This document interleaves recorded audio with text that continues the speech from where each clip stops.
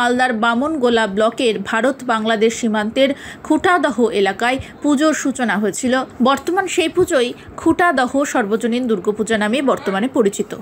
দুর্গাপুজো মানেই বাঙালির শ্রেষ্ঠ উৎসব, আর সেই পুজো খুঁটাদহ এলাকায় শুরুর দিকে বেশ কয়েক বছর ভারত ও বাংলাদেশ দুই বাংলার মানুষ মিলেমিশেই এই পুজো করতেন।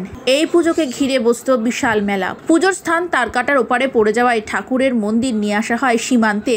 মন্দিরের স্থান পরিবর্তন করা হয়। এখনও মূল মন্দিরে পুজো দিয়ে তারকাটার ওপার থেকে ঘট নিয়ে পুজো হয় খুঁটাদহ গ্রামের নতুন মন্দিরে। বর্ডার এলাকা বলে বিএসএফের অনুমতি নিয়েই এই পুজো করা হয়।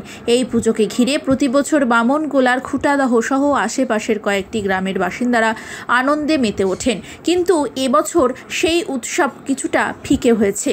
এলাকায় বন্যা পরিস্থিতির আতঙ্ক বাড়ছে। পুজো কমিটির সদস্যরা জানান, নিয়ম মেনে প্রায় 60 বছর ধরে এই দুর্গাপুজো হয়ে আসছে খুঁটাদহ গ্রামে। এই পুজোতে মহা অষ্টমীর দিন এলাকার বিভিন্ন মন্দির থেকে এই মায়ের মন্দিরে ভোগ আসে। সেই ভোগ পুজোর পরে বিভিন্ন গ্রামে বিতরণ করা হয়।